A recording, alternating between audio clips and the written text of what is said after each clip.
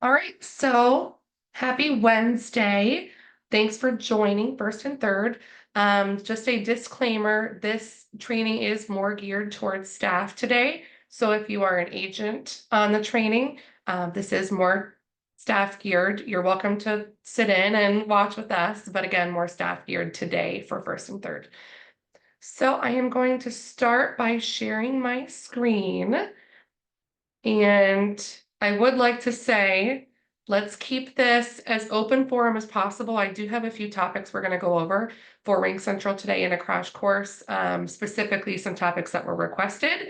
But if you have anything off the top of your head that you struggle with or you're not sure how to do, feel free to ask that question. We can cover anything today.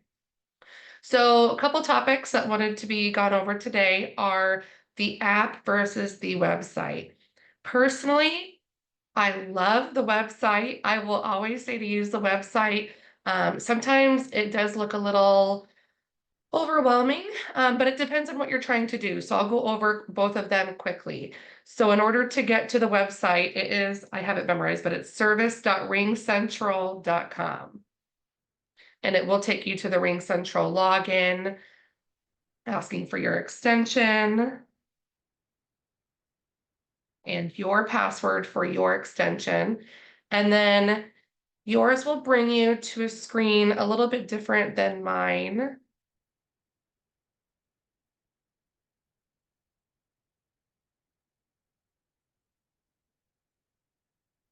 Enter the right password. All right, so yours will bring you to a dashboard that looks like this. I'm pretty sure that's what everyone sees when they log in for their office. Correct me if I'm wrong. And in this dashboard, you can look at your call handling, your voicemail, your calls in your call log, and create schedules, listen to your voicemails, mark them as read, so on and so forth. So here's what it looks like in the app. If you do not have the RingCentral app, I highly recommend getting it. I do use it very, very often.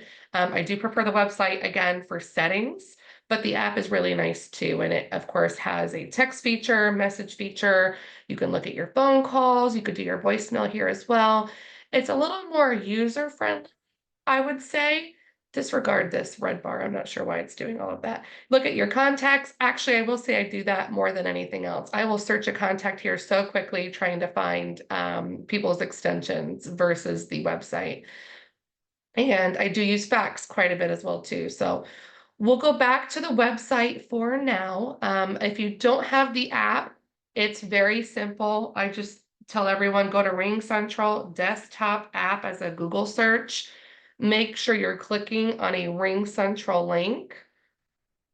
And you can download the Windows app there if you don't already have it. It's a very, very good app to use. So we're going to go back. Again, this is the dashboard. That's really the only two crash courses to give on the app and website without going into every single tool. You can find, as you use either one, what you prefer. And again, it all depends on what you're trying to do as well.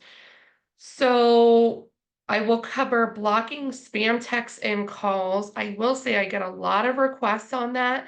And then it was requested in an RSC huddle to go over that specific topic. Now, for that, and I know I'm going to bounce around a little bit here, but for that, I think it's easiest in the desktop app. So if you're getting a call from a spam call, which we all get at the front desk, I'm well aware. What stinks is, I will disclaim, 9 times out of 10, they're different numbers. So I'm so sorry to say it, but you can block one and a new one like whack-a-mole is going to pop up shortly thereafter. I think it's actually pretty rare to get spam calls multiple times, but you're still more than welcome to mark them as spam and report them. So what you would do after getting that call is you got off the phone, you know that it was a spam call, you picked it up, there was nobody there. You would come into your call log and you would look at this. Here's a suspected robocall. It actually was not. This was Comcast calling me. So don't always trust when it says suspected robocall. But you would select these 3 dots here and do block and report. So again, you just go to the phone tab here, that call and more, and block and report and go from there. So that will block them Text is the same way. If you're noticing in your text that you get so many spam texts, I get quite a few actually from insurance for whatever reason, and everybody trying to vulture on getting new insurance plans from you. But you would do the same thing in your text, go to that number that keeps bothering you. This is our AC company, so it's nice they send a picture of who's arriving. But you would come over to the three dots again, more, and block and report. So that way you don't get any more spam texts from that caller. Again, very rare for it to happen multiple times, but if you want to report as spam, knock yourselves out. What else? We're gonna do adding agents to receive text. That way we Hey, never Kelly. use our personal cell phones. It's always recommended to use your RingCentral app. So what you would do there is actually I'm gonna try relaunching my RingCentral because I'm not sure why it keeps having that red bar. Well, we're just Hey, gonna have to disregard it today. hey, Kelly. So, sorry? Can I ask you a question? Sure. Can you do the block and report on the website too? Can you show that? Done it that way, but let's do it together. Because what you just did was on the app, right? Yes, that was on the desktop app. Yep. So let's go to our call log. And again, this is my extension here. I'm sure we can do something like that if we do this. Up there's block right there. So pretty simple. Once Oh, you get away from your okay. dashboard, caller ID, same thing. Or actually, I'm sorry, that's your caller ID. You go to your call log and then select that call, block it. All right, and then we're gonna go to adding agents to receive texts. So we'll go back, we're gonna do add text here. I'm so sorry about this red bar here, but we'll do add text. And let me do, who do I want to use? I'll just do my cell phone number, which I try not to give out. Only to staff, not to agents. All right, and then we would send a text that says, test, test, test from Walt Disney. And you can start a text thread here. Let's see if I get it pretty quickly enough. I did. And I'm going to text back so you can see you can have a text thread with your agent. So here's my signature Mrs. Doubtfire greeting. So that way they're in here. Again, I just did my cell phone number. You can do that for the agents as well. You can add their number in again by this little send new text while you're in text. Add their phone number. Their name should be in there once they've been onboarded in RingCentral with an extension. So you should be able to do something like this and select the agent that way. As long as they've been onboarded with an extension, you can do that as well, or their number. Kelly, Yes, Kelly, ma'am. I've tried to do that and with an agent, of course, if they're here, they've been onboarded and their name doesn't come up. I have many that I've put in there that I have to add the name to. Why is that? Well, it's adding that's actually one of our topics, which I should cover as Good. well with this. So you can go to contacts and add them in here as well. So I don't have an agent off the top of my head to add, and I'm already a contact as you saw. And I don't want to add any of your personal numbers, but you are able to add a contact under your contacts in here and add their name so their name does appear when you text them. I would Okay. first try their name though. And if they're onboarded, it should show like that agent I just tested, they're out of Premier. I have no relationship with that agent. I've never communicated with them, maybe an email, I don't know. But his name did come up when I searched his name first. So always try searching their name first when doing a text. If they're not coming up, feel free to go into contacts, add them as a Okay. contact, Yeah. I've and had then to you can do do it that way. several of them. Yeah. Okay. No, that's good to Thank you. know. Good to know. You're so welcome. All right, so that is as far as adding contacts and texting. A good one that I always get questions on is updating call handling and forwarding. So we'll go into that. Now, that one I would recommend, not to again Bob, but that one I would always recommend the website. So coming back to your website, let's go to the overview and call handling.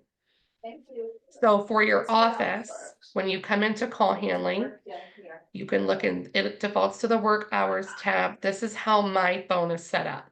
So it is set to ring to my desk phone for 2 rings. And then when it's not answered at the desk phone, it goes to this second option, which is rings in order to 3 rings at my cell phone. Now, if I wanted to ring multiple at different times, this is where it gets a little hairy. Let me actually, I'm gonna do an office example.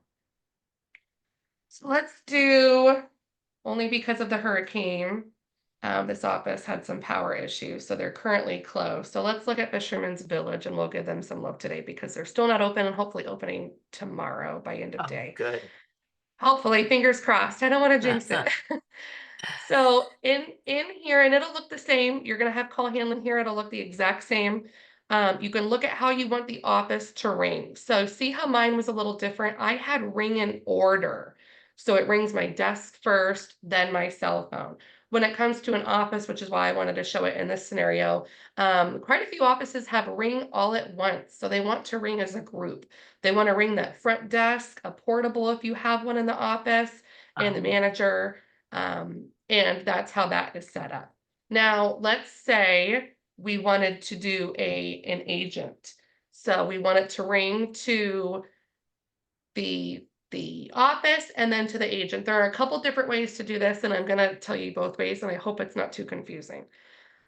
The quick way to do it, if you don't have a custom floor schedule and you're just trying to get the calls to go to Joe Schmo for the rest of the day for whatever reason, you can, if it's in order, you can have it ring to that front desk and then toggle a new option on, and we would do Joe Schmo here with their phone number. And then it will show you, it rings to the office first. We can take off the portable if we wanted to, we're just playing around. And then it'll go to Joe Schmo's cell phone, who's taking the calls out, for whatever reason. And this is any time of the day, it will go in that order. I'm not gonna save that, but I wanna show you the other way. I know a few offices, and this is why it differs, so I'm sorry, it does get a little hairy. There are some offices who have custom floor schedules, and they will go into, we're gonna discard those changes. They'll Can go I ask into a quick custom, question? yeah, I'm sorry again. don't be. Is that what, because of the hurricane, is that what you just explained, what you did so that the calls would, all our office calls would go to you or whoever was To the manager or answering? whomever. Yep, I actually do Okay. prefer that, but here's a disclaimer, and again, I'm sorry, it does get very hairy. Now, that's in work hours, and we're just throwing it to whoever's cell phone number. Right. In custom rules, you can schedule days. Now this, I almost would rather take a show of hands because it is a lot to teach. You can add rules. So if you wanted to add a condition that on this day during this time, so Sunday floor from 9 to 5, you want it to go to this agent's number. You would do forward to extension if you happen to know their extension in front of you on a roster. I always default to external number just for whatever reason, so I can see their number. You would put their number there. And that way, all calls go to that number when that office is called. Again, it's very hit or miss. You might never use this if you don't do a floor schedule like this, and you can disregard it, that's the case. But this is to set a custom rule for a custom date and time. We'll go back. So you can select the exact time, the exact day. You can even have it do, Monday, Tuesday, Wednesday, Thursday after hours, even though there's an after hours tab. You can manipulate it any which way. But strong disclaimer here, custom rules override everything. So if I put on here today from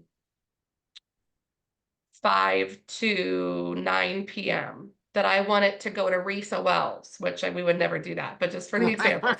And we save that for today. That's a custom rule now. And you can rename it. You can have it say however you want. I should have done it. I should have shown you. I'm sorry.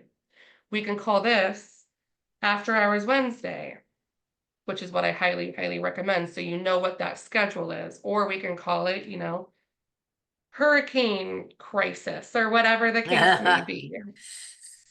That's that rule. And even though we just set up something in here for it to ring to Joe Schmo, well, after 5, that is not what's going to happen because custom rules override everything. And I have run into that before where an office thinks something's going to happen and they miss that they have a custom rule overriding it. So I hate to show you both ways. It's really whatever you're comfortable with. If you have never set a schedule ahead of time, to show the call handling rules, you can disregard this. I will show Risa. I think you do this, don't you? Yes, I do. Okay. I'm gonna show yours real quick. Yeah, So sure. So if we go into Risa's custom rules, we set this up and they're very nicely labeled. So we know that rule is Monday 6 to Tuesday AM. And she can go in here and for Monday after hours, she has it going to this number Mhm.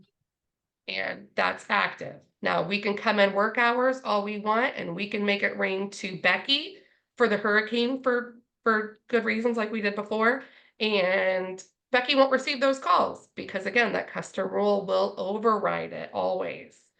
Now, some offices, and I don't want to get too into call handling because it really is specific to your office's history and your office's processes. They are not all the same as much as we would like to streamline. Sometimes if you go into after hours, there are not after hours set, and it's like this one is set to 24 hours, 7 days a week. You can play with this all you want. You can set up after hours. So between, 5 and 10 p.m., it goes to this person and it has a different call handling. There's so many different ways you can manipulate it. You can also forward all calls to just go to a contact or a phone number. If you just want to forward them no matter what, you don't want it to ring at the office. Again, very rarely used, very rarely, but I'm just showing you. So different ways to manipulate call handling. If you have any questions, which again, so many different offices have different processes, feel free to reach out. I will say, I feel like everyone I've walked through had a different process, and that's totally okay. It's what your manager wants, that region, so on and so forth. So feel free to reach out and I can walk you through, we can screen share and go through your office's specific needs. But by default, I personally like when it's ring in order and it rings at the front desk, then it rings at Becky if the front desk doesn't answer. And you can always manipulate these and you can add a number, a coworker, for whatever which case in the work hours. Again, as long as you do not have a custom rule that will override that. So this is my go-to personally for easiest solve. I would always recommend that in the call handling. I'm Are there any interrupting questions on that? again. Yes, I'm interrupting again because I see if you bring it up a little bit to the portable, why does mine show 4 rings for the portable and 6 rings for the front desk? That's weird, isn't it? It probably defaulted that way. So they were all ring at once, Risa. So no matter what, they'll ring at once. But for whatever reason, the okay. portable was just set for 4. So we can make it match. Okay, thank you. You are welcome. And I didn't touch your custom rules. I didn't save anything. So that one you're good with. Good, because I just finished them. Oh, good. Thank you. When you You're when you welcome. forward those calls to your own cell phone, how do you know if that's which calls are coming in from which phone number? Question. Are you talking to me? Oh, I'm sorry. No, to the trainer. Sorry. Trainer, sorry. If you have it forwarding to your cell phone for whatever reason, your phone will start to get calls. Now, I know it differs. It's not the same 100% across the board. Mine, whenever my desk phone forwards to my cell phone, I really nicely get this distinguishing, hello, you have a call, press 1 to accept the call. And then I know that it's a call coming in from the office.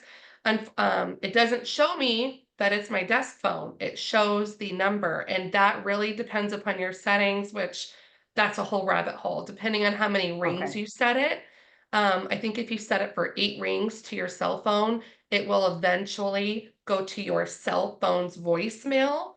I think if you do something like 3 or 4, if you don't answer it at the cell phone, it goes back to the physical phone's voicemail. That's sticky. And again, I'm sorry, again, that's just another hairy topic. But I hope that answers your question. I'm sorry, Well, did it? mine's just, we don't have phones in the back part of the office, so I carry my cell phone if I'm back Oh. there. And when it rings, I don't know if I'm supposed to say Coldwell Banker or Just if I'm always. just supposed to be me, so Well, I it's hard. actually totally understand, and I love my distinguishing, you have a call, press 1 to accept it. I know that that's a work call and it's not a personal call to my cell phone. You can download the RingCentral app. Yep, that's what I was just gonna Oh, say. and That have would it that would go be through really that? helpful. Got it, perfect, Yep. thank you.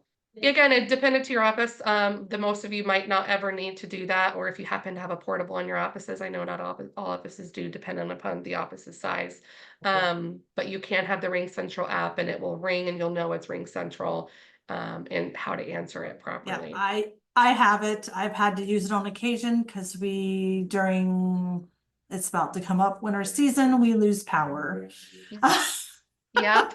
And RingCentral data will take over. So that's a great point. If your offices loses internet, RingCentral does use Wi-Fi when you're connected to Wi-Fi, but when you're not connected to Wi-Fi and again you lose internet, it uses data from your phone's carrier. So then you'll still get that call. So if any region is blacked out, which I mean, I know we have been here in Florida where we can't place calls or we lose internet, you will still get the RingCentral call in dependent upon your carrier's service, if that makes sense.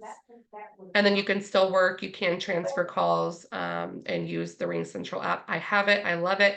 I just told somebody over the phone today, they go, I didn't know there was a RingCentral app. And I was like, oh my gosh, you have to download it. It's so helpful. And it's so easy to use. It's the same thing as having a call icon on your phone. You're using it as the app and you're making calls from your desk phone number, not your personal cell phone number, which is always preferred. So really, really nice to call out using the desk phone number.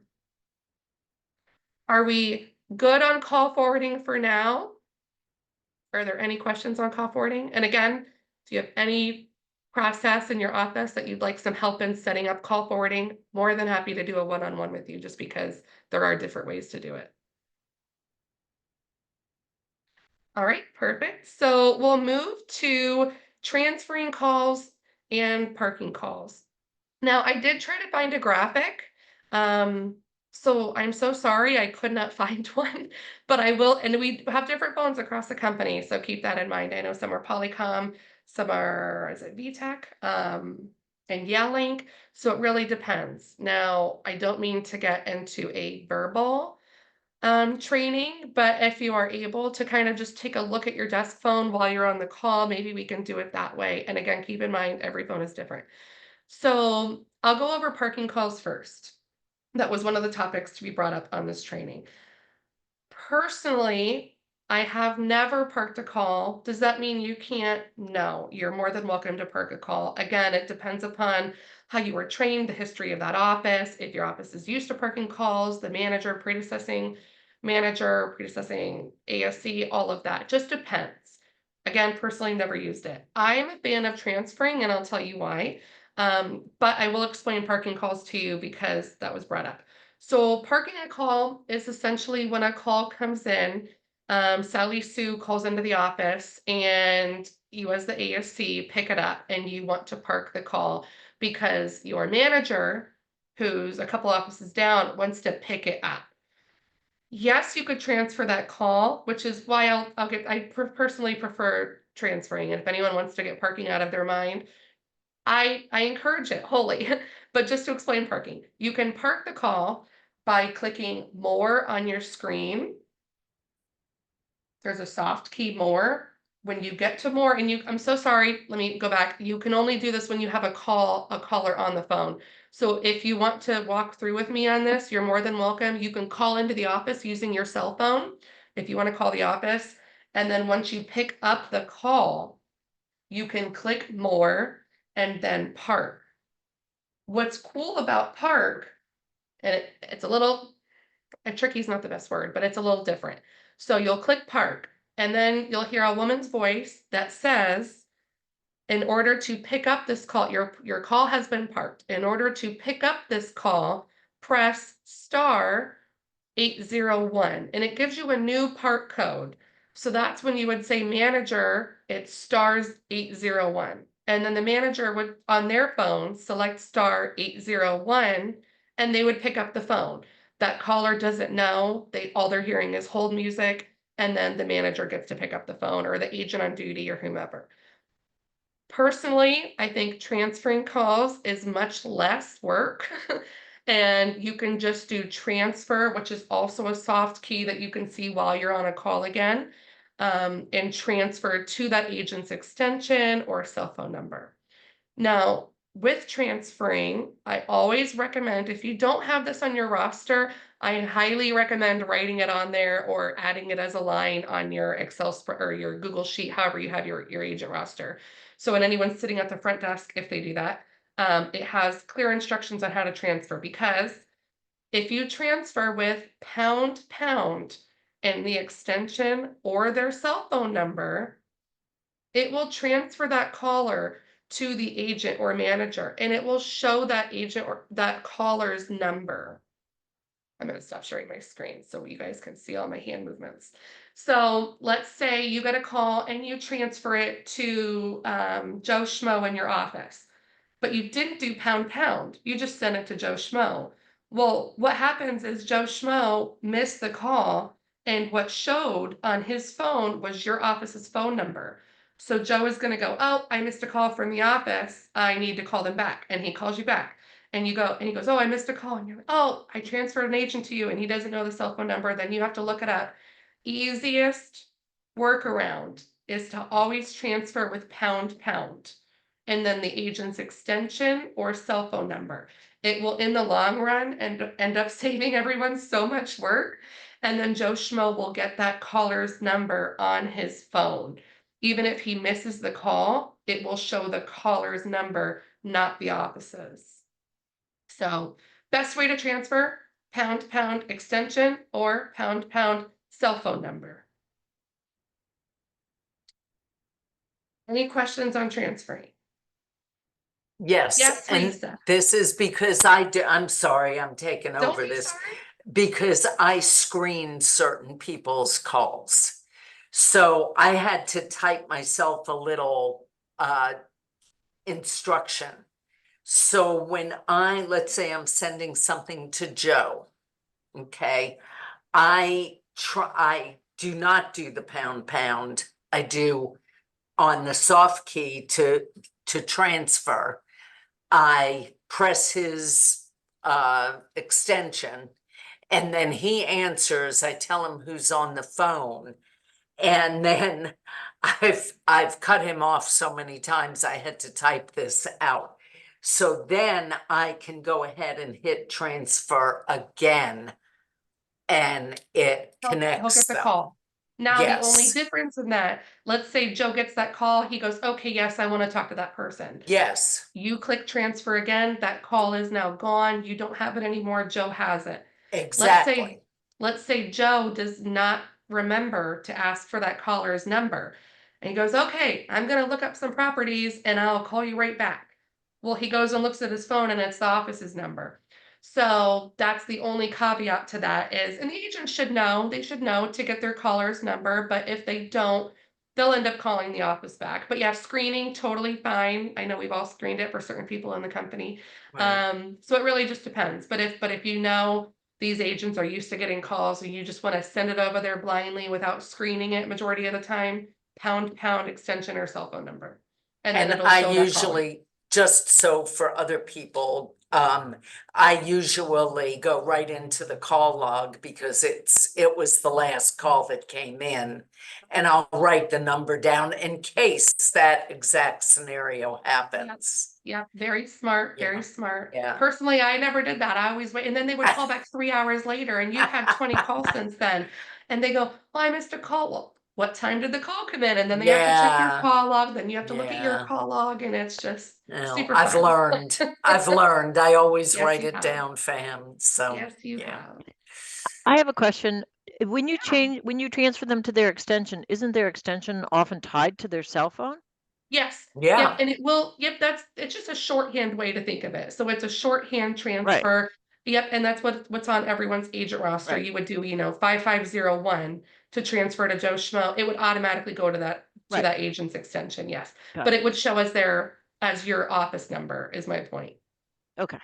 Yeah. Well, Yep. that, from when I just transferred a call while we were on here, and Diane said on her cell phone, it came up as spam. Oh, And See, so just hitting her extension, her name with her extension, it could come up on there and as spam. So it'd be better to do the pound and the extension number. Really, honestly, I don't have a solid answer for that. It is so dependent upon the carrier. And that goes for the office carrier and the person calling carrier and the agent receiving the calls carrier. So there's so many different factors there. I know some people never have issues. I did hear there are some issues in Michigan where when a call's transferred, it comes in as spam. Yeah. Just like I got the robocall spam. And it was Comcast. And not just that, it's happened quite a few times where I'm waiting on a verification code where it can only come in as a call, not a text on my personal cell phone. But my phone blocks it because it's coming from a spam number. And I'm like, no, I need that call. It won't even let me answer it. So on that subject, is there a way to make a number safe or not come up as robocall? Cause what you're talking about, the robocall, I get them all the time because what is it they use for showing time? Showing time comes up as robocall. Oh gosh. Unfortunately, there is not. If the agent, I know, and that's such a bad answer. I'm so sorry. What if I program I them can I program that Yeah. number as a contact? I would Would it encourage that, yes, but think of it as this way. If Showing Time calls you, you took the call, but then when you forward it to Joe Schmo and he has Verizon who's, trying to do its job and ad block and protect you, it blocks the call or it marks it as spam. Now, I don't know if Showing Time is a common culprit there. But again, they would either have to add that Showing Time number into their phone as a contact so their phone doesn't block it. And if it's a continuous issue with different phone numbers or the same phone number, the only thing we can really offer as advice is the agent needs to call into their carrier and say, this number keeps getting blocked. It really can't be blocked. I need this phone number. And that's just something between the agent and their own call carrier. Okay. And I know it gets hairy, but when it's on the agent side, I would encourage them to call their carrier with the phone number that they do not want blocked. There's also settings in different phones, depending on the type of phone they have, where they can turn off that spam caller. I actually did that because, again, I was waiting on an authentication code and I couldn't even accept the call because my phone was going, no way. So again, just dependent upon carrier, and a lot of that is out of our control, unfortunately. And sometimes when it comes to caller ID too, if we acquire an office, we can let RingCentral know, hey, update our caller ID, which I've done a slew of times. But when we call Frontier or Charter or whomever, like a landline, let's say a daycare, it could still come up as that previous company name or that previous person's name on their end, even though we did everything on our side. And again, that issue lies with that landline's carrier. So when it comes to blocking calls, caller ID, a lot is out of our hands, unfortunately.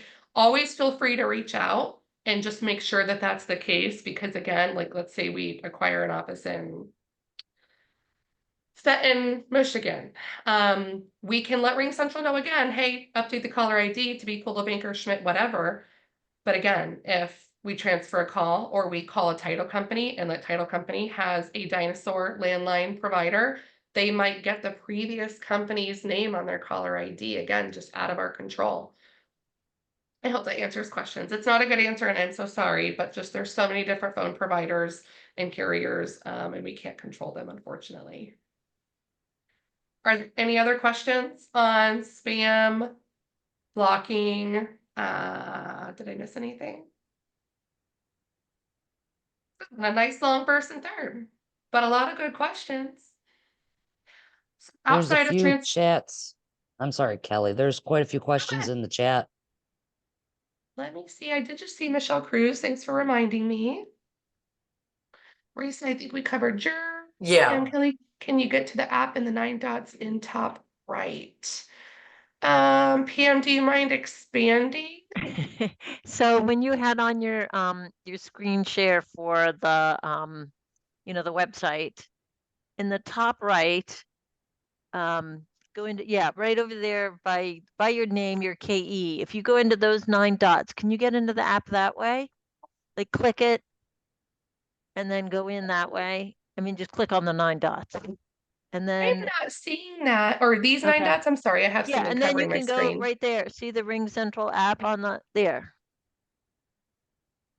See if it does it. It So should. this is a cloud version of your app. Yes. Okay. Thank you so much for pointing that out, Pam.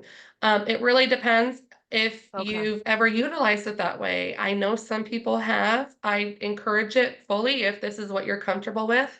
The desktop app is another option, but yeah, this is a cloud-based version of the app. And yes, you can use it in the same way. So you can send a text, go from there. Yep. Great point. Okay. Let me see what else was in our chat. Is there a notification when you get a text? Great question. These are good questions. So your office number, when somebody texts it, or you start a conversation with an agent and then you go, I never heard back from that agent, but then you go into your RingCentral desktop app and you see they did reply, but you didn't get an email, we can change that setting for you. So I have to think about how to do it because I do it on the back end as admin. I would say reach out, or I guess if you just want to play around with me. When you are in here, I am pretty sure, is it this one? You can go to user devices. Bear with me. Notifications. Okay, all right, let's go back. So you can come back in here. If you're not getting notifications for texts, you can come into your dashboard here, go to settings. Over here, we have notifications. And then you have to click messaging notifications. You can see I get an email every time I get a new voicemail, a fax, a missed call, fax transmission results, excuse me, which I do use, and receive text messages. So you can see if you go in yours and this isn't checked, go into, again, dashboard settings, notifications, enable this, and you'll get a really nice email that says you have a new text, and it'll even have the text there. And then to reply, of course, you do need to go back into the mobile app or the cloud-based app to reply. So, Michelle, actually, if you don't mind, give me to check yours. I'm just going, since I am on here, Michelle, if that's okay. So if we go into Century 21, I think I get it. I just was I'll curious. just show everybody just for the purpose. So this is the front desk 631. So we would go to notifications. And when a text message, let's say this was unchecked, you're not getting text, you would check that. And then it does tell you where the notifications go to, which is your email. Michelle, do you know if you're getting text emails? I think I am. I think I Okay. am. Okay, just making sure. And if you want missed calls, I mean, it's a little bit of overkill, but totally up to you. I kind of like it because then I can see who just called me if I'm on a call. So it's all, again, Yeah. personal preference. Okay, yeah, you can check it. Thanks. You are welcome. Also, if you're using the desktop app, a little number will pop up if you have it open and minimized it on your app icon. Oh. If you have 3 text, 4 text, it'll actually, there's a little tag there too on that. Just add that, Kelly, sorry. Thank you. There's also an option too, where you can go into, whoops, wrong tab. You can go into your extension and there's an option here for my desktop and mobile apps to ring. So I personally turned mine off because it was very distracting to me. But if you want your desktop to ring and pop up, like Kathy is saying, you can toggle this on so it'll ring whenever you get a phone call in. Great point. No, what Thanks for I'm, pointing what that I out. was saying is if you have the Oh. app open, and you have it minimized on your taskbar. Mhm. If you have a missed call or a missed text, a little red number will pop up with 1 or 2, so you see that there's something in there. I don't have mine set to ring. Oh, I gotcha. Yep, like a little notification number that you Yes, need to click on it. yes. Yep. Yep. Good point. Good point. Are there any other in the chat? Tons of duplicate contacts. Unfortunately, I haven't had that issue, Amy. I would kind of take the time and go through and try to delete them. I would make sure because the company contacts should be in there. You're not going to delete the company contacts, so don't worry. They would still be in there. You can't delete them just from yours. But I would maybe try going through and I know it's tedious, but delete them. And some that have noah@email.com, it depends on how they were onboarded. So I would take a look at their extension. Are the extension numbers the same when you're noticing that, Amy? I have not cross-referenced that. That's a good idea. I think it's just, they've been in there forever. Whoever had this computer before me, the app is like automatically on the desktop and opens up. So I'm assuming there's just, I don't know if RingCentral makes it because it has that weird extension on it or what. They're all different. There's not any rhyme or reason to them. Some of them say no@email.com. Some have this big long code and there's tons of them. So, Try to just delete them as you see fit, but if you have a Yeah. screenshot of duplicates, I'd love to see it if you Okay. want any assistance. And Sure. I would make sure the extensions are the same before deleting one. Okay. And if they are different, then it's a little bit of, investigating where we see which of their extensions is actually live in RingCentral. Maybe Yeah. they left and they had one extension, they came back and then they got a new extension. That could be a Mhm. reason. So we just want to make sure we have the current extension for them in your contacts. Okay. A good question. Yeah, I just make sure it has the phone number underneath it when I text them because Yeah. it won't work if it's the wrong one. So, And feel free to the other one, just remove or delete it out of your contacts. You will. could try that. Okay. Okay. Michelle, how do you get the agent's phone to show the caller's number and stuff? Michelle, we just went over that. I don't know if you asked this before or after, but that's where you do pound and then the extension or their cell number. So just whatever you're used to, that will show the caller's number instead of your office number. So I highly encourage pound extension 100% of the time, unless you are trying to screen it like Risa does. It just depends. Jean, same thing. Yeah, Jean, you would just ignore transfer. You would just do pound on your screen or on your phone. Pound. The caller shouldn't hear it, and then the extension, and it will transfer over to them. So, yep, so it gets rid of that transfer button. You are welcome. Good questions. I think that is everything on my topic list. So if there's anything else, feel free. And I'm happy to walk through it really quickly. Or if you want to take some time, play around in there, let me I thought know. you mentioned Yeah. something about fax. Well, that's again dependent upon the office. I will show you. Do many of you fax often? No, not very. They are very far and few between, but what's really nice is, and I will say, I can't speak for Michigan or Ohio, but in Florida, we eliminated all fax lines in, gosh, I think 2020. And that is because RingCentral does provide it. Now, I personally like to do the desktop app or the cloud-based app, where you would come in here and click the fax icon. It only shows a very small history. I do it probably bi-monthly. It never shows my historical ones, which is really weird, but what's nice is I get a fax transmission result, which I'll show you. But in here, you would do new fax. If you have something to fax for an agent or they're scrambling, even if they're trying to fax a doctor's office for whatever reason, you can scan if they're okay with it, I'll disclaim, and you could do send new fax. you would put that fax number here. And it defaults to cover page urgent. You can select any other one. You could do a modern one if you want. You can add in notes. You could say, you know, please don't call back this number, or please call Sam at whatever number once you receive this fax, or whatever the case may be. Then you would attach it as a PDF. So it does have to be a PDF in order for you to fax it. So you would have to scan it to the copier, scan it to yourself, have it as a PDF in order to fax. And then what's nice is you would get, let me see if I can show you. I have too many tabs up, don't judge me. So we would do fax transmission result, and then I get this really nice fax result that says it was sent and it was a success. So again, only if you have that notification enabled in your RingCentral settings would you get this.